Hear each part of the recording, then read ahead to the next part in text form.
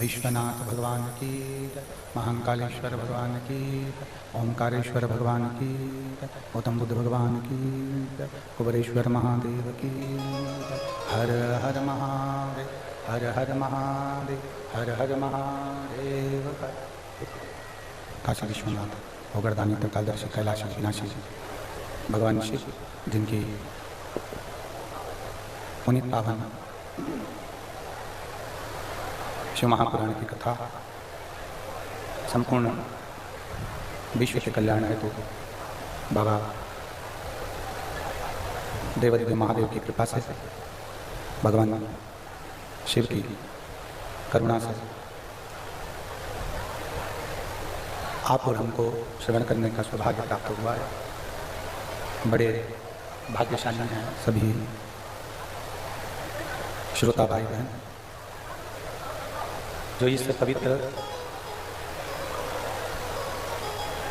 पावन शिव महापुराण की कथा को श्रवण कर रहे हैं। कुशीनगर की ये पवित्र भूमि, जहाँ भगवान गौतम बुद्ध जी का आत्मा और परमात्मा का एक मिलन चित्र यहाँ धारण हुआ।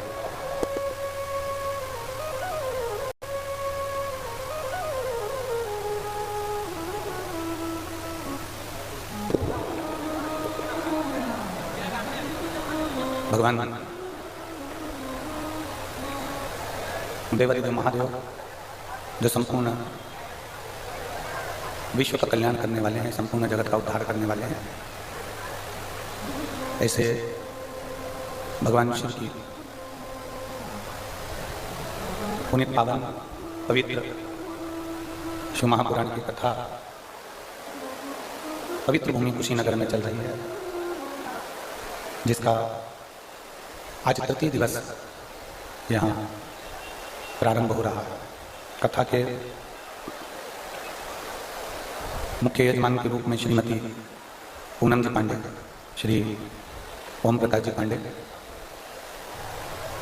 पांडे परिवार एवं समस्त कुशीनगर के रहवासी एक बार यजमान परिवार के लिए जोरदार ताली बजाकर स्वागत वंदन अभिनंदन। जो पवित्र शिव महापुराण की कथा का लाभ ले रहे हैं, मानव की देह मिले, मनुष्य का शरीर मिले, गुनगुन आवाज बंद नहीं होगी तो इनको बंद कर दो। मानव की देह मिले, भगवान शिव की कृपा से यदि ये मनुष्य का शरीर मिला है और इस शरीर से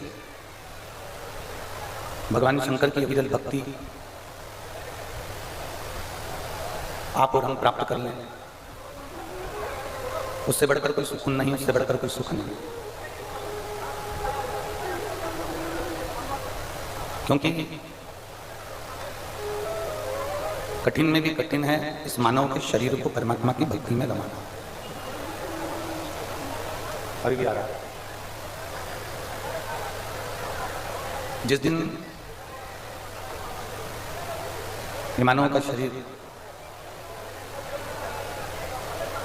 अभी भी आ रहा है। जिस दिन ये मानव का शरीर मनुष्य की देह भगवान देवादिदेव महादेव के पावन चरणारविंद की ओर भ्रम जा भगवान विष्णु की ओर शरणागति की ओर चली जाए, बाहर की आवाज खोलिए, तो ये समझ लीजिए कि आपका संसार में जन्म लेना सार्थक हो गया। आवाज बंद नहीं है, गुनगुन आवाज आ रही है, मैं स्पीकर करूंगा। शिव तत्व भगवान शंकर का शरणागति, भगवान शिव की अविरल भक्ति एक सरलता से प्राप्त नहीं है।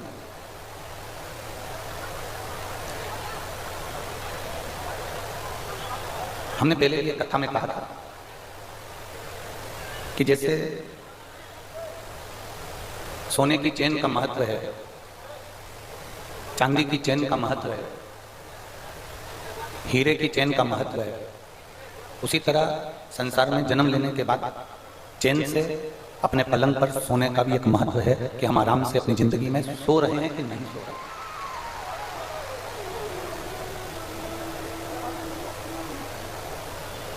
हम आराम अपनी जिंदगी में हम थोड़ा सा विश्राम अच्छे से कर रहे हैं कि नहीं कर रहे। देखिए, भोजन कर लेना एक अलग विषय है और भोजन का पच जाना एक अलग विषय है।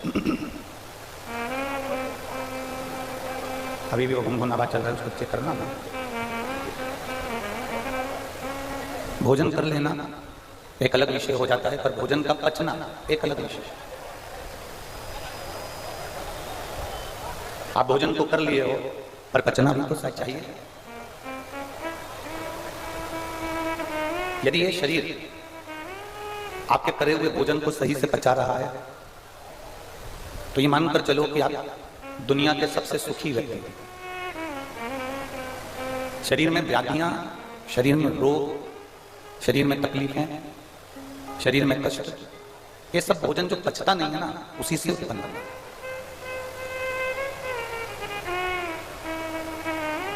ये भोजन नहीं पचता तो हमारे को रोग उत्पन्न होने लगते हैं, शरीर खराब हो जाता है, रोग बढ़ते चले जाते हैं,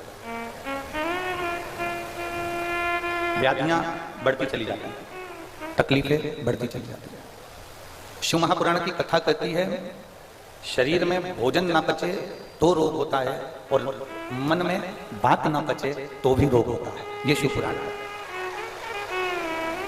ये भगवान देवादिदेव महादेव का चरित्र कहता है कि अगर मन में कोई बात आपके आकर बैठ गई है, कोई चीज आपने सुन ली है, बैठ गई है, तो फिर वो पच नहीं रही तो फिर रोग उत्पन्न करेगी, फिर वो बीमारी उत्पन्न करेगी।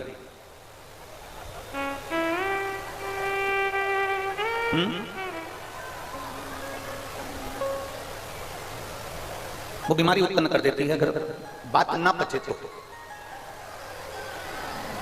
जिस दिन आप किसी की सुनो और बात पच जाए, आपने सुना और बात पच जाए तो समझ लो कि आपने जो सुना वो श्रेष्ठ है। स्पीकर नहीं चल रहा है क्या? खाया हुआ पच जाए तो समझ लो कि आपका शरीर ठीक है, आपका शरीर ठीक है। कोई कहे, किसी ने कुछ कहा और आप पचा नहीं पाए,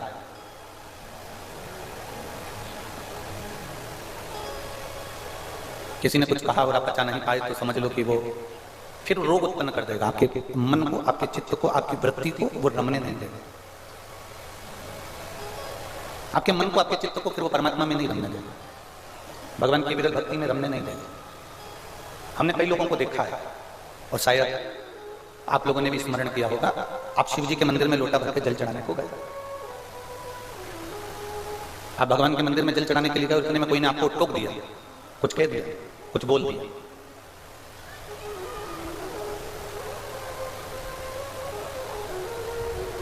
आप जल चढ़ाने के लिए गए, चुंगे की आवाज खुल रही है, स्पीकर की आवाज नहीं खुल रही है, इसलिए आवाज नहीं आ रही हम लोगों को। आप जल चढ़ाने के लिए गए और किसी ने टोक दिया आपको, कुछ कह दिया आपको, और जब किसी ने कुछ कहा, टोका, और वो बात आपके हृदय में रम गई, वो बात आपके चित्त में आ गई, फिर वो दिन रात हमको वो बात अंदर से खुदरती रहती, अंदर से खरोदती रहती। फिर ना तो हमारा पूजन में मन लगता है, ना हमारा भजन में मन लगता है, ना हमारा स्मरण में मन लगता है, ना हमारा कीर्तन में मन लगता है, क्योंकि जिसने कहा है वो बात हमारे को बार बार खरोद रही है। किसी ने कुछ कह दिया है तो हमको बार बार वो बात लग रही है, वो बात हमको बार बार स्मरण में आ रही है। शिव कथा कहते हैं भोजन उतना ग्रहण करो जितना पचा सकते हो, जितना पचा सकते हो, और दुनिया के लोगों की बात भी उतनी सुनो जितनी तुम्हारे मन को पचाने में आ जाए और तुम उसको पचा सको और अपने अंदर उतार। बहुत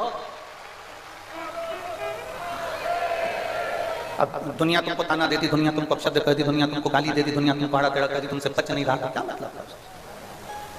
रखोई मत ना अपने हृदय में, रखोई मत अपने दिल में, रखोई मत अपने भीतर, उसको छोड़ो, त्यागो, उसको फटक दो बात। ये दुनिया बड़ी मतलबी है जी। माचिस देखी है? जम के बोलो जरा, माचिस किस किसने देखी है? सबने देखी है। जब दिया लगाते हो तब माचिस ढूंढते हो, बोलो सही है? दिन भर ढूंढते हो? नहीं। और माचिस की तीली निकाली, जलाई, जला के ऐसे पड़ देते हो क्या? नहीं। क्या करते हो? उसको पहले बुझा देते हो। उस तीली को तुमने तुम्हारा दिया जलाया और दिया जलाने के बाद उस तीली को बुझा दिया। संपूर्ण दुनिया माचिस की तरह तुमको उपयोग में लेना जानती है।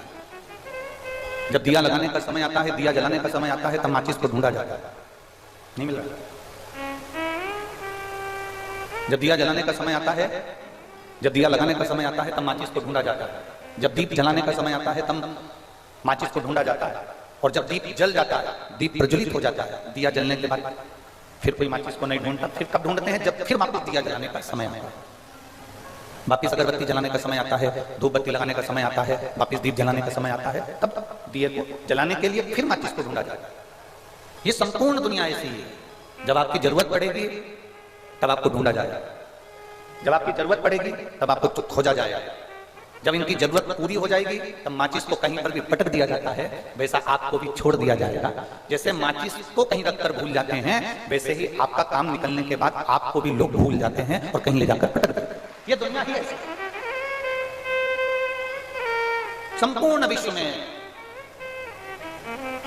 आज का जो समय है, आज की जो स्थिति है, वो बस यही स्थिति है। संपूर्ण विश्व का आज की जो स्थिति है वो यही है कि अपना काम निकाल लो, बाकी के सबको जाना। समय मिलेगा फिर अपने को काम आएगा, फिर अपन माचिस ढूंढ लेंगे, फिर दिया जलाएंगे, फिर माचिस ढूंढेंगे, फिर दीप प्रज्वलित करेंगे, फिर माचिस ढूंढेंगे, फिर दिया जलाएंगे। वक्त पड़ेगा तब ढूंढा जाएगा, वक्त के पहले माचिस को नहीं ढूंढा जाएगा। आपको भी खोजा जाता है जब आपकी जरूरत पड़ती है। बेटे को जरूरत है कि मम्मी मुझको भूख लगी है तो भोजन ला के दे, तो बेटा तुमको ढूंढ रहा है।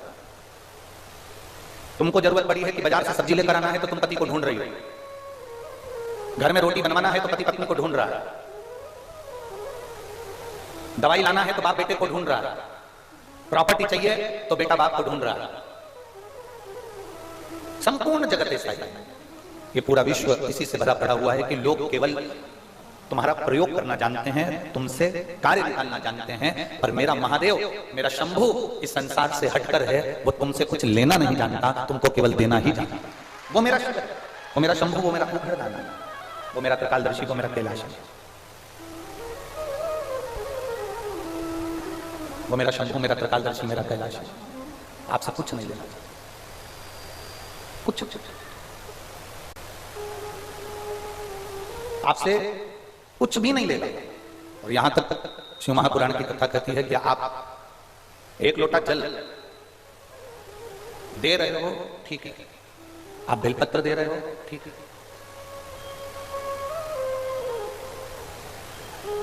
आप एक लोटा जल समर्पित कर रहे हो, बेलपत्र समर्पित कर रहे हो, ठीक है।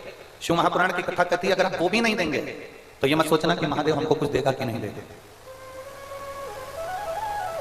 आप अगर लोटा भर के जल नहीं भी दोगे तो ये मत सोचना कि महादेव आपको कुछ देगा कि नहीं देगा। तुमने जल दिया और महादेव ने कुछ दिया तो ये तो आदान प्रदान वाली बात हो गई। शिव पुराण तो यहां तक कहती है कि तुम अगर लोटा भर के जल भी नहीं दे पा रहे हो, तुम बेलपत्री भी नहीं दे पा रहे हो, कोई बात नहीं, तुम उसको हृदय से, मन से उसके नाम का स्मरण कर लो, मेरा महादेव तुमको वो भी प्रदान कर देगा, देने में पीछे नहीं, वो भी दे देगा।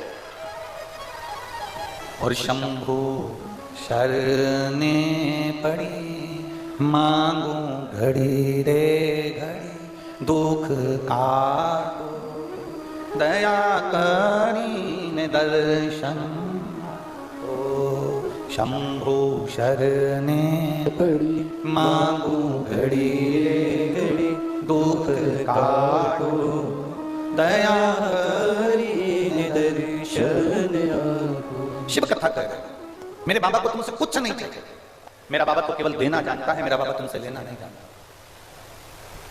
दुनिया तुमसे मतलब की मिलेगी, दुनिया तुमसे मतलब से बात करेगी, दुनिया तुम्हें मतलब के समय पर तुम्हें पूजेगी, दुनिया तुम्हें मतलब के समय पर तुमको ढूंढेगी, दुनिया तुम्हें मतलब के समय पर तुम्हें खोजने का प्रयास करेगी, पर मेरा महादेव तुम्हें मतलब के लिए नहीं, मेरा महादेव पूर्ण समर्पण के भाव से तुमको देने के लिए खोजता है कि तू एक बार मेरे दरवाजे पर आई थी इसलिए मैं तुझे देना चाहता हूं। बोल बम का नारा है।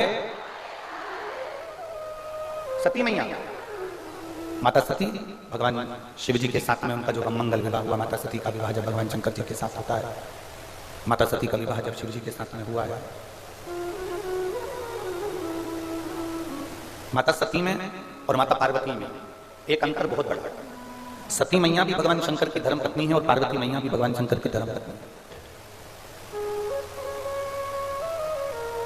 माता सती भी शिव जी की अर्धांगिनी है और माता पार्वती जी भी शिव जी की अर्धांगिनी है, दोनों।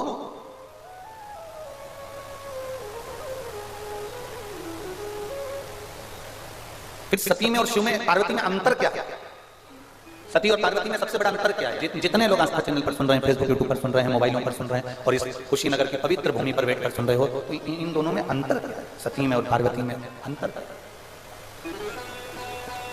सती और पार्वती में सबसे बड़ा अंतर क्या निकला?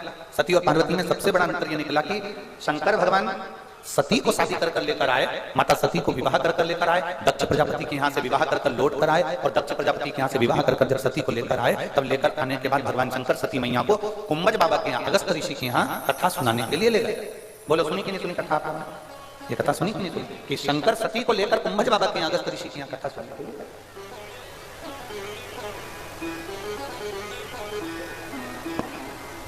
अगस्त बाबा के यहाँ शिव और सती गए।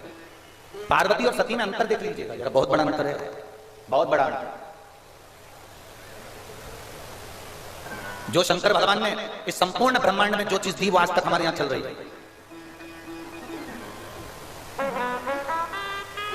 जो शिव जी ने एक बार संसार के लोगों को जो दिया वो आज तक चल रहा है। शंकर जी से पहले कोई दूल्हा बना था क्या? जम के बोलिए जरा। शिव जी से पहले कोई दूल्हा बना? नहीं। शंकर जी से पहले कोई चढ़कर, शंकर जी काय पे चढ़ के दुल्हन के घर गए थे?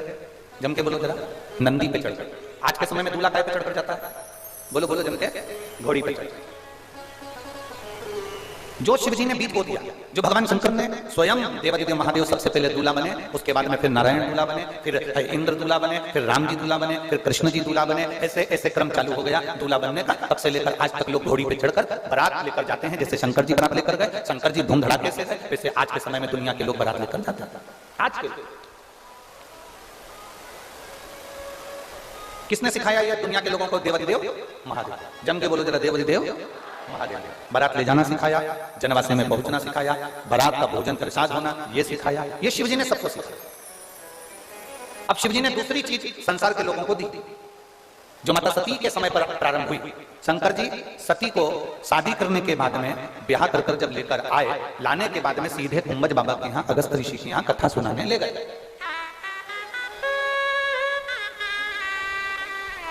हमारे मध्य प्रदेश में, हम जिस मालवा क्षेत्र में रहते हैं सीहोर में, तो वहां का एक नियम है हमारे मध्य प्रदेश का। आपके यहाँ का भी नियम, हमें तो लगता है कि होना चाहिए ऐसा। आपके यहाँ भी ऐसा नियम होगा महाराष्ट्र में भी ऐसा नियम है, राजस्थान में भी ऐसा नियम है, हो सकता है उत्तर प्रदेश में ये नियम है कि नहीं, पर हमारे यहाँ का एक नियम है कि जैसे शंकर भगवान शादी कर कर सती को लेकर आए और वो कथा सुनने के लिए कुंभज बाबा के यहाँ गए, हमारे मध्य प्रदेश में ऐसा नियम है कि जब लड़का लड़की की शादी होती है, शादी होने के बाद वो घर पर जब आते हैं, आने के बाद लड़के के घर में जब लड़की आ जाती है तो पंडित जी को बुलाकर सत्यनारायण जी की कथा करवाकर उनको सुनवाई जाती है। आपके उत्तर प्रदेश में ऐसा है कि नहीं, वो हमको नहीं है ना? आप क्या भी है, मतलब तुम भी हमारे वाले हो, ये पक्का है। ये शुरुआत कोई तुमसे कहे कि ये दूल्हा दुल्हन को कथा सुनाने का नियम कहां से आ गया? शादी करके दुल्हन आई बेचारी, रात भर ऐसे फेरे लगा लगा के थक गई और सुबह से उसको पूजन में बिठा दिया, सुबह से सत्यनारायण जी की कथा सुनने बिठा दिया, पूजन करने बिठा दिया। कोई तुमसे पूछे कि ये नियम कहां से आ गया कि शादी के बाद कथा सुनना चाहिए, दूल्हा दुल्हन को बैठकर कथा सुनना चाहिए, ये नियम कौन लेकर आया? तो कहते हैं ये नियम देवादिदेव महादेव लेकर आए थे, शादी करने के बाद सती को जाकर कथा सुनवाया। ये नियम मेरा महादेव लेकर आए थे, शादी के तुरंत बाद शादी कर कर आए और सती मैया को कुंभज ऋषि की यहाँ कथा सुनाने के लिए अगस्त बाबा के यहाँ पहुंच गए। अब शादी के तुरंत बाद कथा सुनना, शंकर जी का मन तो कथा में लग रहा था क्योंकि शिव जी कुंभज बाबा की कथा सुनने गए। दूल्हा दुल्हन दोनों कथा में बैठते हैं, कहीं कहीं पर दूल्हे का मन सत्यनारायण की कथा में लग जाता है और कहीं कहीं दूल्हे का नहीं लगता तो दुल्हन का मन सत्यनारायण की कथा में लग जाता है। कभी कभी ऐसा होता है कि दोनों का ही मन नहीं लगता, ये भी स्थिति रहती है। पंडित जी पूरे 5 अध्याय सुना देते हैं, कलावती ने लीलावती से कहा, लीलावती ने कलावती से कहा, तो वो कथा पूरी हो जाती है और आखिरी में आरती हो जाती है, श्री सत्यनारायण भगवान की जय। इति श्री रेवाखंडे प्रथम अध्याय, द्वितीय अध्याय पूर्ण, तृतीय अध्याय पूर्ण और बहु अंदर से पति को कोनी मार कर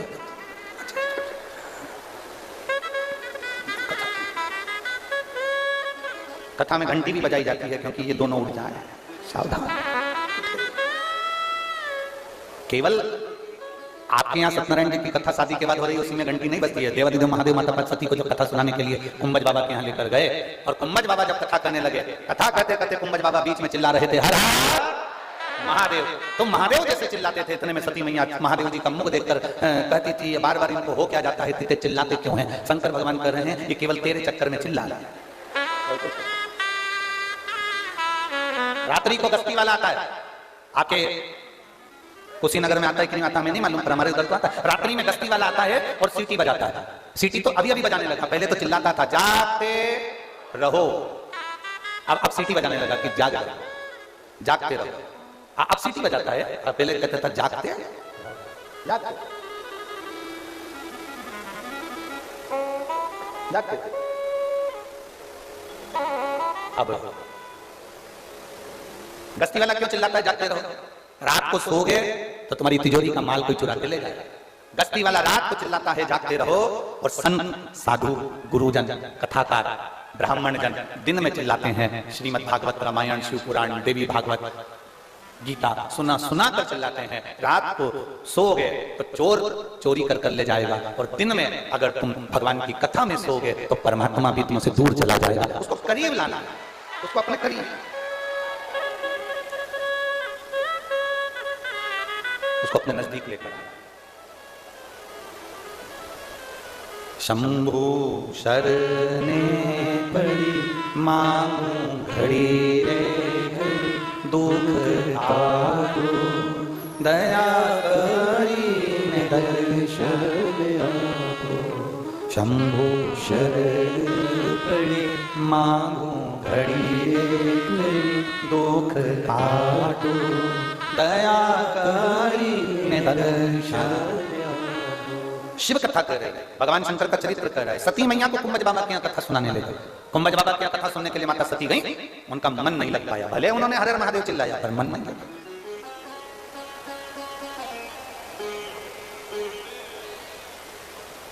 कई लोगों की आदत रहती है कथा में जरूर चले जाएं पर मन भी तो लगे।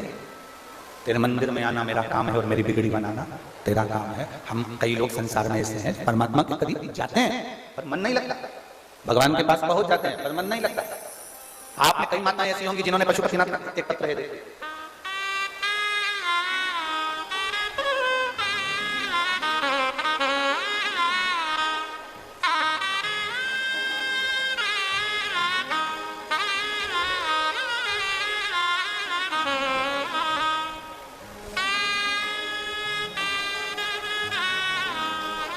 मेरा नाम रानी देवी, बांस पार नहर नहोरवा, बहुरवा है कि नहोरवा है? मेरा नाम रानी देवी, बांस पार, जिला बलिया से हूँ। अब बहुरवा है कि नहोरवा है वो तुम जान लेना है, ठीक है? कहीं बैठी हैं रानी देवी? कहीं बैठी आप ही हैं? श्री शिवाय नमस्ते, दोनों हाथ दिखा दो, श्री शिवाय नमस्ते। रानी देवी, बांस पार, देश जिला बलिया से हूँ। भोले बाबा का मैं क्या गुणगान करूं गुरुदेव? मेरे शरीर में 35 mm की एक गठान हो गई थी, साथ में पथरी भी हो गई थी।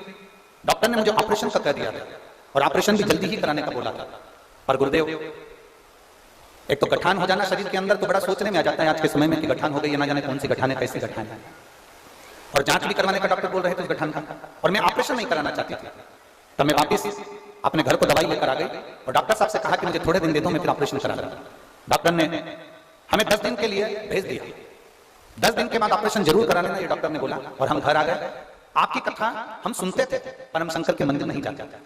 पर आज जब शरीर में रोग आया ना गुरु जी, तब भोलेनाथ याद आया गुरु जी, और हम भोलेनाथ जी के मंदिर जाना प्रारंभ कर दिए। शिव जी को 1 लोटा जल चढ़ाते, जल लाकर आचमन करते, उसको पी लेते, बेलपत्र खा लेते।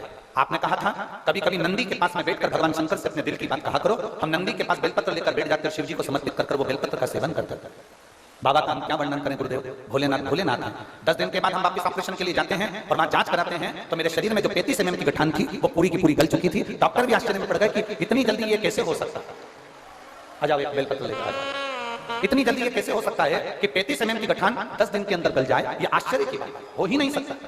दूसरी बार फिर जांच करी गई और जांच में आया कि मेरे उदर में जो पथरी थी वो पथरी भी समाप्त हो चुकी थी। ये मेरे बाबा देवादिदेव महादेव की कृपा है, ये शिव की कृपा है। इन्होंने एक बात बहुत अच्छी लिखी है गुरुदेव। आप कहते हो कि बाबा से जाकर अपने मन की बात कहना चाहिए, पर मैं अपने हृदय पर हाथ रखकर कहती हूँ गुरुदेव, बाबा से जाकर कहने की जरूरत नहीं पड़ती। बाबा अपने बच्चों का चेहरा देखकर पहचान जाता है कि इसको क्या चाहिए। ये शिव है, ये शंभु, ये ओघड़ी है, शिव तत्व की प्राप्त, ये ओघड़दानी है।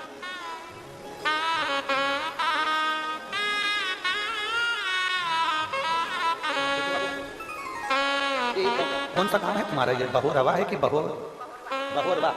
ठीक ठीक। अच्छा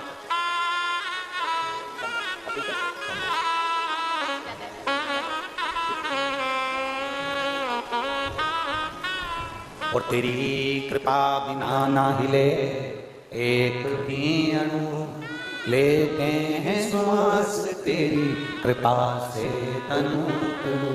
हे गंगाधार मुक्ति द्वार ओंकार तू, भोले ओंकार तू, आयो शरण तिहारी शंभु तार तार तू। बखान क्या करूं मैं रातों के ढेर का, चपटी भभूत में खजाना कुबेर का। हे गंगाधार मुक्ति द्वार ओंकार तू, भोले ओंकार तू, आयो शरण तिहारी शंभु तार तार तू। एक लोटा जल हम शिव को समर्पित कर रहे हैं। वो जल नहीं है, वो औषधि है।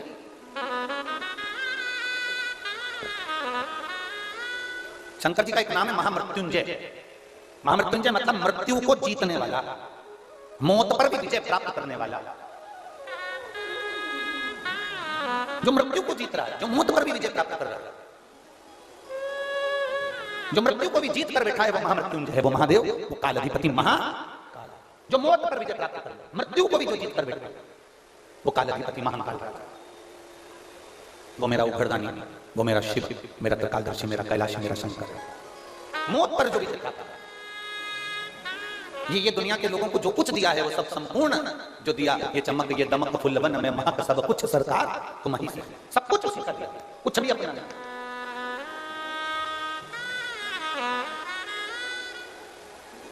भाई सती मैया को कुंभज, सती और पार्वती में बहुत बड़ा अंतर है। माता सती में और पार्वती में बहुत बड़ा अंतर है। सती को शिव शादी करने के बाद में कुंभज ऋषि के यहाँ कथा सुनाने ले जाते हैं और सती का मन नहीं लगता, सती कथा पर विश्वास नहीं करती। और पार्वती में और सती में सबसे बड़ा अंतर अगर कोई तुमसे पूछे कि आखिर ऐसा क्या था सती में और पार्वती में, ऐसा क्या था, इनमें क्या बड़ा अंतर कैसे आ गया? सती और पार्वती में सबसे बड़ा अंतर